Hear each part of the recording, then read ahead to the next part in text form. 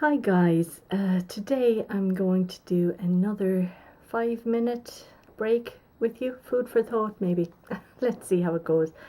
There was a very interesting program on one of our TV stations last night here in Ireland. It was given by a lady called Maureen Gaffney, and she's a psychologist and she studies human behavior, and her program anyway was called How to Be Happy. So she had some very interesting theories to share.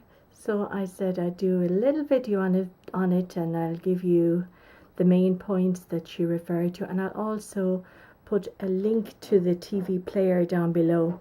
Now I know with these TV players sometimes they don't work in other countries, because I know for instance that I can't look at a TV player for a program in America, so I'm not quite sure, but give it a go. I'll have the link down below, and I think on our TV player there's roughly 21 days for you to view it, but I think this is going to be a weekly episode, so if it's on again and if you're interested I'll let you know. But she's like I said, she's a psychologist, but she's more a social psychologist, and she deals with sociology and people and what makes them tick, and she had some very interesting studies that she referred to. So one of them was a study that was done, or it started roughly 30 years ago in Berkeley College in California, and they got a yearbook belonging to a specific year of people, and they picked out maybe 50 people, random people from the photographs. Some were smiling and some were not smiling, and they decided that they would follow these people for 30 years and see what happened to them in life. Now this is just based on their yearbook photograph, one little tiny 3-second photograph taken in their lives.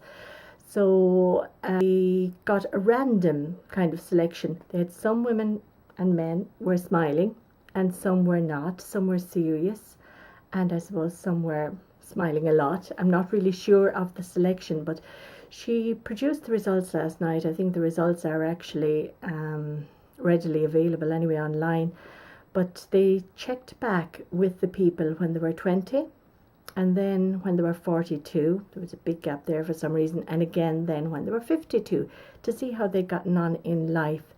And the astonishing fact was the people that had the warmest smile in their 20s had the most successful lives. They had the most less anxious and less stressful lives, and they actually had the most success in lives and the most happiness in their relationships. And a majority of them were able to say that their husband that they married was still the love of their life even to that day. So now it's amazing. It's hard to know whether, yeah, well, it is true. It's a study. So these were the results of the study. Now, naturally enough, she just gave us the results to suit her program. So I didn't get any results of what happened to the ones who weren't smiling or anything like that. But her theory was, anyway, smile more. And she actually runs a class for people who can't, or people who feel that they're not successful or that they can't get out of a rut they're in. So one of the classes, they say anyway, to make people smile. You know, when you're not used to smiling, you kind of find it hard to do. So they put a biro or a pen between their teeth, and you must push it back as far as it'll go, and you must hold that pose maybe for about 20 seconds. And after doing that, I'll just show you with my finger. I don't have a biro here handy, but you can see that it's moving the muscles to make you smile. Anyway, the theory is that after holding that for 20 seconds, the majority of people felt happier. Maybe they were just happier because they felt they looked like loonies with a biro between their teeth. But she said by practicing smiling and making yourself smile more, you actually do make yourself happier inside, because smiling uses the left hemisphere of the brain. And when you're using that and when you're smiling, you're releasing more endorphins, the happy ones that make you feel better. So you never know. That was her first one anyway. She also said that the emotions on our face that we show communicate to others, but they also communicate back to our brain as well, that our brain has a kind of a two-way link with these.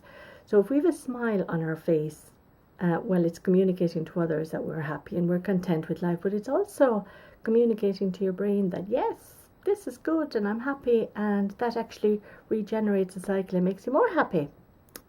So basically, number one anyway is people who make eye contact and who smile a lot are more successful in life, and they are more successful in life and they are happier.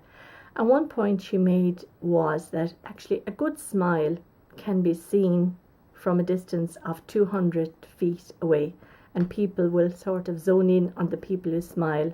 You get better customer service in a store or a shop if you're smiling, and if you make eye contact, the people immediately want to do things for you. So maybe I should have tried that the other day in my Tesco store tale that I told you. Anyway, to get back to this point here, so that was her number one, that we should smile more. Her second theory to make us happier people was that we should set goals, but we should set goals that mean something to ourselves. Now, it's not like setting goals like I was doing in my file of facts, what I'm going to do today in the house. I'm going to tidy, I'm going to clean, I'm going to do dishes, I'm going to wash clothes. No, but she meant setting goals that were meaningful to you. So before you could set the goals that were meaningful to you, you first had to prioritize what was meaningful to you. So what is important to you basically? Is it family? Is it love? Is it communication? Is it relationships? Is it success? Is it wealth? Is it confidence? And then when you decide what is important to you, you can set the goals then around them. But she made another point about the brain. Seemingly the brain is engineered to work better with goals. When goals are set, that the brain actually works better, or it focuses better and maybe ensures that you will fulfill these goals. So that's number two, setting goals that are meaningful to you to make you happier.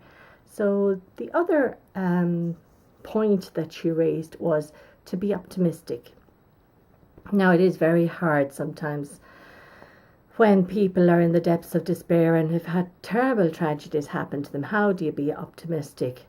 But she actually said that the best gift we can teach our children is the ability to bounce back after a failure.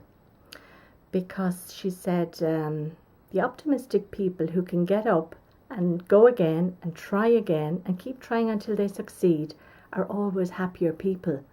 So she said if you could teach your children that they come last in a race, or if they don't do well in a test, that the ability is not the test itself or the failure or the lack of success. It's the ability to take that lack of success and try harder and cope and not worry and not stress, and realize that you will succeed, you will achieve your goals if you're optimistic. So that was the third one. So we had the smile more, number one. Number two, we had setting goals that were meaningful to you. Number three then is to be optimistic, and to be optimistic in life. Not to talk about the negative, and to try and cut out the negative thoughts out of your head. That will make you a happier person also. Now, her last point, and I'm sorry I'm over 5 at the minute, but her last point was to help you to succeed at all of these. There are a couple of things you can do.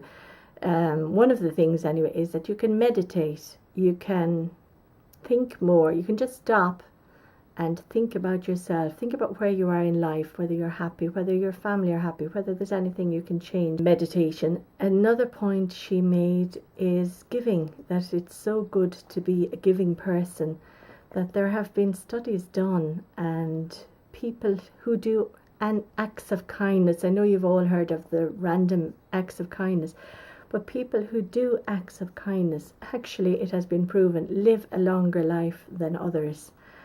Maybe it's because the good feeling inside makes them feel better, but they actually do live longer. So that was the second thing she mentioned. Be random acts of kindness, or be giving. I mean, do things for others, basically, I suppose, and give your time, give your spirits. And the other thing, of course, was setting your goals. goals that are meaningful to you, whether they're about your family, your job, your life, your relationship, whatever is important to you. Set those goals and you will achieve them. But to be happier, smile, put that biro in between your teeth, stand for 20 seconds, and you'll be a happy person. Thank you all for watching. I'll talk to you soon again. Bye.